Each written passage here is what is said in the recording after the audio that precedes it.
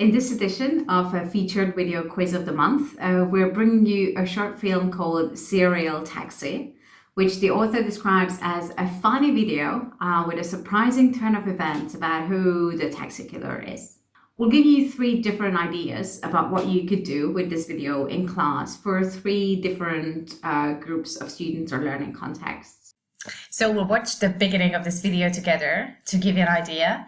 As you watch, think about what you think the genre of the video is and what you think the surprising twist at the end could be. So we've got this innocent looking girl here hailing a taxi. How do you think the taxi driver looks? Would you feel safe with this person?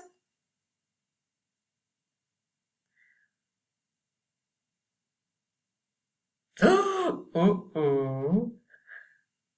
Look at the color of his eyes. The weather is not helping, is it? And worst nightmare. Okay. So that's a good start. Let's see what ideas we have that you can use in your classes when you use this video. Okay, so here's our first idea. It's basically just a slight twist on the traditional idea of prediction, what is going to happen next, which I think is always a good task to use with videos that we play in class. So we have 2 very different characters. We've got an innocent looking woman. We've got a suspicious looking taxi driver. So why not divide your class into 2 and get half of your students to write the rest of the narrative from the perspective of the innocent looking woman, and the other half write the narrative from the perspective of the suspicious looking taxi driver, and then they compare, and then you watch the video to see who was actually closest to what happens. Then our second idea is to follow the Quizmaker's idea, which was to focus on grammar, narrative tenses. So pay attention to the scene.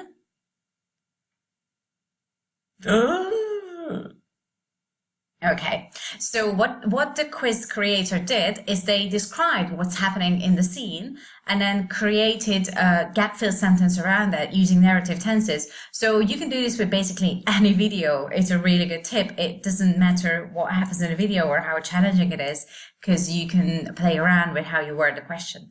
So let's have a look. They for the traffic lights to change when a homeless man. So a classic idea of one action being longer than the other one. So a good contrast of the past continuous for the first one and the past simple for the second one. So we're going to go with they were waiting and then a homeless man showed up.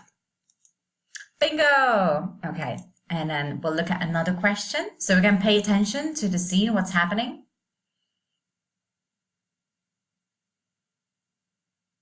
Ooh, the radio's turned on.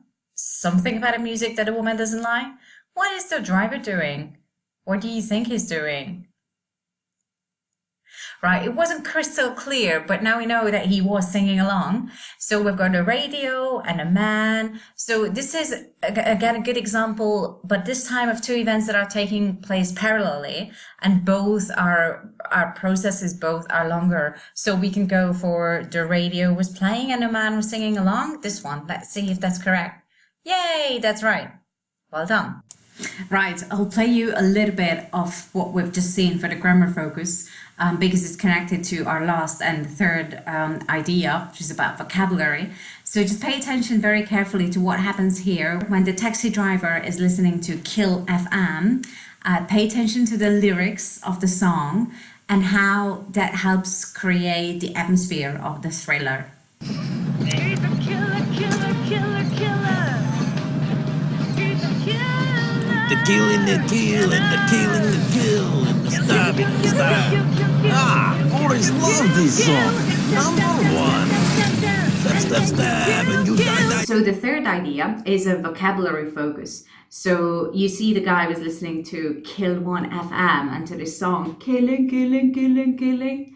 So that gave me the idea to get students, or this could work with a one-to-one student as well, to brainstorm expressions that contain the word kill. Now, this might sound a little strange at first, but I'm thinking of, idioms and, things like killing time and dressed to kill and a killer application, that kind of thing.